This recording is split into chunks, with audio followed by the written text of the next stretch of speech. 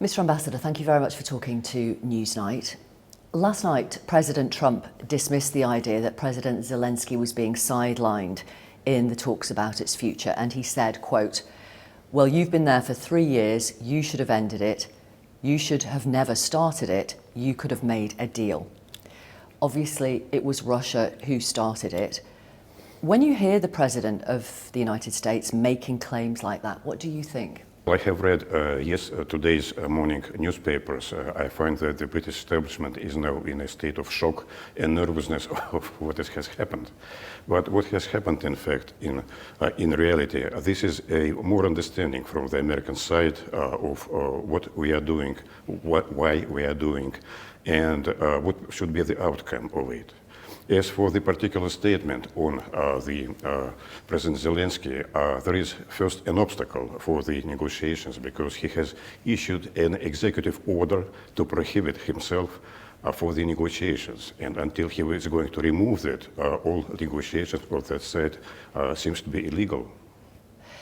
So when you say you think the US administration has more of an understanding of your position, do you think they genuinely believe that Ukraine started the war?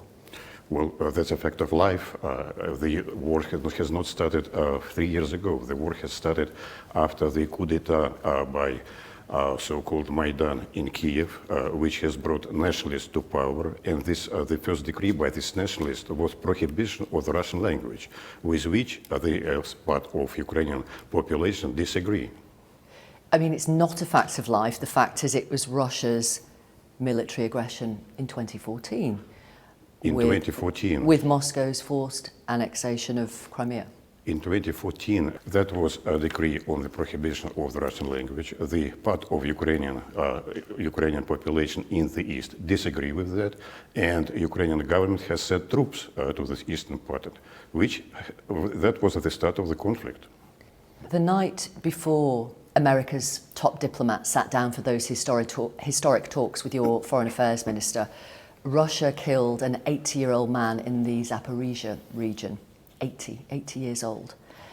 The night immediately after the meeting, last night, there was a Russian drone attack on Odessa. The mayor of Odessa said it damaged and knocked out the heating in 14 schools and 13 kindergartens. Okay, good.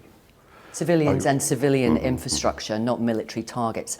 I wanted to ask you, are you surprised the US didn't ask Russia to stop those attacks as a condition of the meeting yesterday?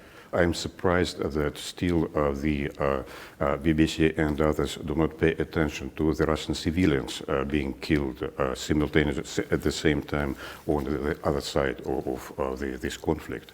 You should take into account what kind of atrocities has been done by Kiev soldiers in different villages that has been, in the field of the battle, I will say. So it should be unbiased attitude towards what's going on over there. We have established a tribunal for all crimes that are being done by Ukrainian soldiers.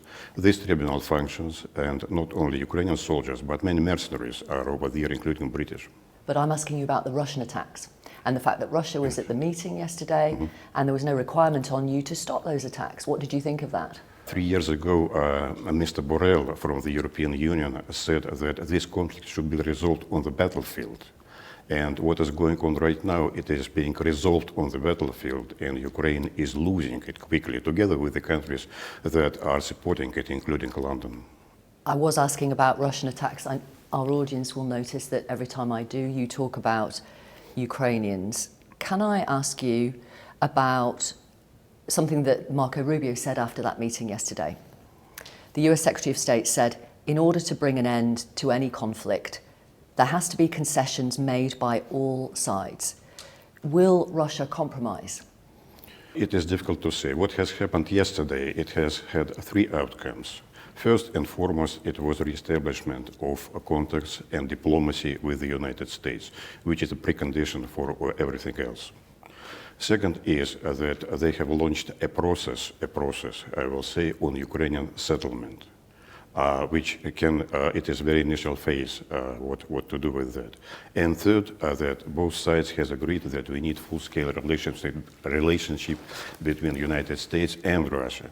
All three outcomes are incredibly important for all of that. As for the process as it is in a very initial phase right now. So it is premature to speak about concessions or kind of agreements or what kind of framework it will come. But I hope that after the teams will be established from both sides, from Russian side and from American side, we will have a certain framework which allow further steps. I understand, but going on what Marco Rubio said, there has to be concessions made by all sides. I'm not asking you what concessions. I'm just asking for an insight, an indication. Is Russia prepared to compromise? It is just funny to speak about concessions in the negotiations which did not start it yet. No, indeed. But Marco Rubio is already declaring that concessions will have to be made by it's up to him. by everyone. Just to declare something. It's. What about giving back Ukraine some of its territory? Why should we? We have liberated these territories on which Russian people are living for centuries, actually. We suggested to Ukrainians several compromises in the course of the last 10 years, I will say. Minsk agreement, then Minsk II agreement. All the time we try to negotiate with them. Minsk II consisted, in fact, I'm not sure that everybody knows that Donbass will be part of Ukraine. Autonomous with some special rules, but it should be part of Ukraine. It has been rejected now.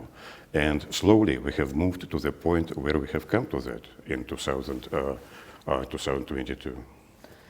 When you say, why should we give back some of Ukraine's territory, the answer from Ukrainians might be because it's Ukrainian territory. That's why Russia should give it back. We have suggested many times that they should just care of the human rights over there, of normal human rights like it exists in Europe. That Russians should be full-scale Russians and Russian-speaking population should be a full-scale, a normal part of Ukrainian society without prohibiting Russian language and all of that stuff. So, which has concluded without prohibiting Orthodox Church. There are criteria even in the United Nations how to recognize, but it is clear that the current government in Kyiv does not represent the whole Ukrainian society, the whole Ukrainian population. It does not represent eastern population of Ukraine. I've interviewed some Ukrainians in the east of the country in the last 3 years. They grew up speaking Russian, they regarded Russians as their brothers, and they have had to flee because of Russian attacks on them. Yes, of course. When there are battles, when there are clashes over there, it is clear that the population is going to flee. And I will say that we even helped many Eastern Ukrainians to move into Russia. They did. We have right now about 6 million of refugees. And right now they are going back. In Mariupol, if I'm not mistaken, there are hundreds of thousands of those who has come back because Mariupol is under restoration right now, the demolishing. We are also empowering a lot of money in restoring villages and cities and towns that has been under battle, demolished, unfortunately. Demolished by Russians? Demolished in the course of a battle because Ukrainians are very severe in targeting civil targets. Sorry, Ukrainians have been targeting civil targets? Certainly, yes, you do not know about that. If you have been over there, when there is a battle, we are trying to reach military infrastructure of Ukraine. Ukrainians are acting differently, so they are sometimes targeting, not sometimes, but at many occasions, they are targeting buildings just. How does Moscow view the prospect of tens of thousands of European and non-European troops along the front line?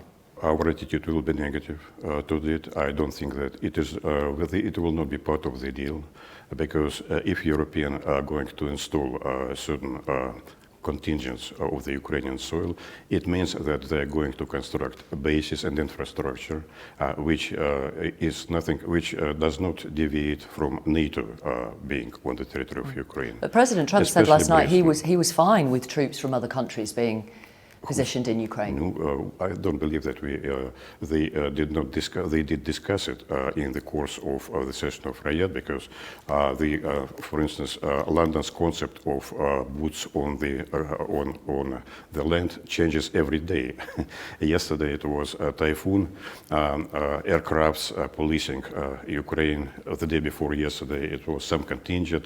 Then it was a contingent with reinforcement from the United States. So we do not see the clear concept of it. I'm just giving you the quote from President Trump. The word he used was, he's fine. He's fine with troops from other countries. He might be fine, but I can assure you that we will disagree, and we will not accept presence of military contingents from other countries of Europe who are members of NATO on the soil of Ukraine.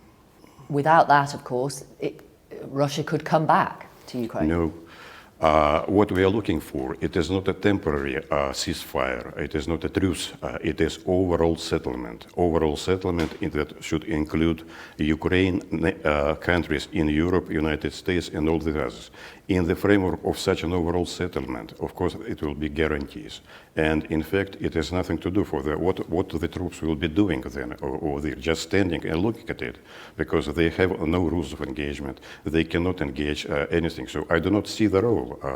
And otherwise, of course, we are not going to accept British troops on the Ukrainian soil. But if Ukrainians want British troops on Ukrainian soil, it's up to them, isn't it? In any case, it will be a sort of a treaty or a deal or a negotiated settlement. And every element of this, every presence during which stems from a treaty or an accord, it should be agreed by both sides. It will be agreed by us as well. Could one of Russia's demands be that President Zelensky stands down as a condition of peace and elections are held in Ukraine? None of our leaders has said that so far, but we believe that since his legitimacy has come to an end May last year, he should have elections, since we do not see how we can negotiate with him something. Because if he will put his signature under any kind of agreement, and tomorrow he will not be elected as the president, so this piece of paper will have not much of value. But we can go into negotiations with him if there is no other way. But for us, it is, I would say, the value of such kind of negotiations. So of course, it's not 100% necessary. Right, but he is the president. He was democratically elected. You know there's martial law in Ukraine because Russia launched its full-scale invasion. That's why elections are on hold. Anyway, I think it is a big demand also from the Americans that Ukrainian population should express its will, who should be the leader of Ukraine. And I'm not sure it will be Zelensky. So President Putin and President Trump, you think, are united on that point? I heard what President Trump has said yesterday, and actually what has said President Putin as well some time ago. What does President Putin mean when he says the causes of the war have to be addressed in any peace agreement? There are two basic root causes of the war. One is the expansion of NATO, to which we objected many years, and tell that it is not acceptable for us at all that Ukraine and countries very close to our border will be part of it. And second, that it should be a restoration of normal human rights in Ukraine, no discrimination for Russian, as I have already expressed in my previous answers. The second is the issue of human rights in Ukraine of the Russian-speaking population and other minorities. In terms of NATO expansion, obviously Finland and Sweden have joined NATO since the full-scale invasion. So that desire of President Putin's that NATO shouldn't expand to countries bordering Russia, it's dead in the water. Finland and Sweden, it is not very scaring for us, but since they for many years they trained with NATO, acted with NATO together on very many issues. Of course, it is very detrimental for Finland since it has lost its neutrality status and a status mediator, which has contained many years. As for Ukraine, it is different. It is a direct challenge to our security interests. Does Russia accept that however this war ends, whatever is agreed about territory, Ukraine will remain a sovereign and independent state? I think the answer is positive to your question. We understand that Ukraine, and we never denied that Ukraine should exist. Of course, we have very many contradictions right now with Ukraine, but it is, well, we will see what will be the outcome, but we value and we respect very much Ukrainian people and population. The problem is the government. If you value and respect Ukrainian people, why have you killed so many of them? Because of regime which is now in power right now. It has ideology which is absolutely anti-Russian, and it is very nationalistic, and it is between nationalism and fascism, the line is very thin. It doesn't make sense. If you've got a problem with President Zelensky, why would you kill innocent Ukrainians? President Zelensky has come to power and got a support from all Ukrainians as a president of peace. He said that he will make, while being elected, he has said he will make a peace with Russia very quickly. But then it appeared that he started a war, and he is now leading the war very seriously. He didn't start a war. Good to hear from you. I just explained how it has started, and you tried to say that. Why is that funny? You listen, but you do not hear. This is what has happened before with the Americans. And in Riyadh, it is for the first time we have noticed that they are not simply saying that this is Russian propaganda and disinformation. They have listened and they hear what we say.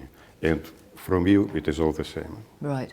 So they listen, and if somebody agrees with you, that means they've listened and heard. They heard, yes, they heard and they understand what we are saying. Can I ask you to be really clear on this? Does President Putin want to take the whole of Ukraine still? I have never heard that from President Putin. There are four provinces or whatever you can, regions that has been incorporated in our constitutions, which are mainly populated by Russians. So that's these territories are now part of our constitution, and what he is saying, he sticks to this point. Right. The reason I ask that is because in 2022, President Putin told the Russian people, it is now our responsibility to return Russian land. What does that mean? What did he mean? I just answered your question. Is that it? Is that what he meant? I do not know what will be the final outcome of these very big talks in it. I cannot predict right now. Okay. When he talks about returning Russian land, what do you say to the people of Lithuania, Estonia, Latvia, who might be worried about their sovereignty? They are worried all the times during very many years, but I guess there is no point. We have no ideas and no plans at all to fight against NATO. All these ideas that we have some plans in 5 or 7 years to attack NATO, it is said by silly people who just want to have more money for defense, like Pistorius in his yesterday's article, but all of this is nonsense. I remember you telling my colleague on Newsnight in January 2022 that the Russian troops in Belarus would not be going into Ukraine, they'd be going back to Russia. And of course, weeks later, Russia launched its full-scale invasion. Do you think people should believe you? Victoria, I have answered this question very many times after 22 and all of that stuff. Every interviewer tried to ask me. I have said at that time what I have known at that time. That is all. Will Russia pay for the reconstruction of Ukraine? I'm sure that we are paying right now and quite a lot for reconstruction of parts that we have liberated. Do you know how many Russians have been killed in this war? No, I do not know. And I can tell you absolutely sincerely that the real ciphers are known only to the general staff of Moscow, in Moscow. There are estimates, for example, the US estimated that 115,000 Russian troops have been killed with 500,000 injured. We discussed it before, and the answer is that all these ciphers has been taken from the ceilings, from the sky, I would say. The real ciphers are known only to those who are in command. Okay. What I was going to ask you, what message do you have for their mothers and fathers? I'm a political man, actually. I'm ambassador in this country. I have a message for the British government that it should actually understand the real situation as soon as possible and not to trying to prolong sufferings in Ukraine. Because since for the British government it's much more important not to provide more weapons, but to think how to restore Ukraine after what has happened. So you're calling on the UK government and the UK Prime Minister Sir Keir Starmer to stop giving military aid to Ukraine? I call the UK government to recognize that the course and the policy that it has followed in the recent years was wrong. But he said on Monday, Ukraine's security is Europe's security. That's why the UK has been supporting Ukraine. Ukraine's security is Ukraine's security, and Europe decided to take a one-sided line of it, and this is a wrong line. Do you know how many Ukrainians have been killed in this war? No, there are ciphers that are going in the newspapers, but I'm not trying to estimate, since it is also to Ukrainian general staff to understand what they are doing and to understand what are the losses. President Zelensky said 46,000 Ukrainian soldiers. This is a funny cipher. This cannot be. It is just no serious source believes into this cipher. It is. Right, I'm just telling you what he said. He said. I know. Well, of course, I know what he has said. 46,000 Ukrainian soldiers, and the UN High Commissioner for Human Rights said 12,500 civilians had been killed. And again, I want to ask you, Russia bombed a theatre in Mariupol, a train station in Kramatorsk, a pizza restaurant in Kramatorsk, a shopping mall in Kremenchuk, a children's hospital in Kyiv. Civilian targets. Victoria, I think were we killed. have already gone through these questions. Why are you repeating them? Because I'm putting to you that they're civilian targets. No, these are not civilian targets. The pizza that you have mentioned has been attached to the hotel, which was full of soldiers, officers, especially from the NATO countries, and all of that stuff. It is just one example. This is sufficient. We do not target civilians. We are targeting only Ukrainian military infrastructure, including into energy. Right. So there were soldiers in the children's hospital, in the shopping mall? No, of course it is. Everybody is saying that the church was near here, and it is usual stuff which is being invented after a certain attack. Okay, it's not invented. Our Middle East editor, Jeremy Bowen, is in Sumy right now, and he has seen a high-rise block of flats where families live. And he said there's a great big hole in the side of it, 3 stories high, and people were killed there. They're not soldiers. Victoria, if you are aware and interviewed some people, the Donetsk has been shelled during 9 years. 9 years of everyday shelling, Donetsk itself. And even generation of people, a new generation of people has grown up under shells. And there are lots of buildings demolished. I would very much advise to you to go to Donetsk and to see its site and to listen to what people are saying. President Zelensky said after yesterday's Saudi meeting that Russia is run by pathological liars. It's something the now US Secretary of State Marco Rubio tweeted a few weeks after you launched the full-scale invasion. This was back in March 2022 when Marco Rubio was a senator. He wrote this: "Many in the West still don't understand that Putin is an expert liar." Are President Zelensky and Marco Rubio right? If you want to insult our leader, then we do not have much to talk with you about it. I have heard I'm quoting other people I haven't insulted. Yes, you may quote also your Minister Lamy, who is trying to, Minister of Foreign Affairs, Mr. Lamy, who is trying to insult our leaders and our country very many times in the recent weeks and months when he has come to power.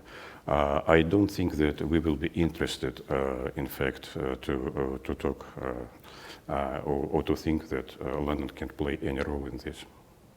Any role in what, sorry? In that settlement or the processes that are going on. Right. And to come back to what Marco Rubio said in 2022 and what President Zelensky said yesterday, is President Putin a liar? Can Donald Trump trust him? Well, we do not take any position on President Zelensky's statements. He do it every time and everywhere. He's the biggest liar in the world, and as has been claimed by the President Trump as well. Of course, he is only seeking for money and all of that. He doesn't care about Ukrainians themselves if he has introduced them into such a battle. So question is to him. And Marco Rubio, who's right at the center of these negotiations. No, ask Marco Rubio or ask Americans. Why do you ask me? I'm asking you, can President Trump trust President Putin? Marco Rubio has, during these talks and negotiations, they were very polite, I will say, very diplomatic, and of course, issues are very serious. I will tell you about the telephone conversations initially. It's a conversation between two states figures, two ministers, real diplomatic, and what has happened in Riyadh, that was not bad, it was good, and it was a mutual understanding. And as I understand also from the statements by President Putin, he never comes to the expressions like you have mentioned in your script over the year. He's a very polite personality, very serious personality. He has a strategic vision, and probably here he is polite to President Trump. And I understand he respects President Trump for his courage, for his courage everywhere, including his handling right now the policy in Washington, his courage during the election campaign when someone has tried to kill him and all over. And I think from this mutual respect, that is clever, something, I wouldn't predict what, but something will rise beneficial for the whole world and especially Europe as well. In what way, especially for Europe as well? What do you mean? What will be beneficial? We will need a serious, overwhelming agreement on European security, for which we fought since '75, and we achieved something quite a lot in the '90s. But then it has gone down in the recent years because of blindness of Bush administration, absolutely, because NATO countries, including London, are trying to push Ukraine to make a breakthrough instrument against Russia, to demolish Russia, to defeat Russia, and I hear even this morning slogans that they will continue. This is certain inertia, of course, in thinking, but it continues, and it proves to be wrong. And to come back finally to the question that I've asked a couple of times, can President Trump trust President Putin? Well, they do have trust already in between them, and they stated they talked. Of course, it was a long telephone conversation. How this telephone conversation could have happened without mutual trust? Mr. Ambassador, thank you very much for talking to Newsnight. Okay, thank you.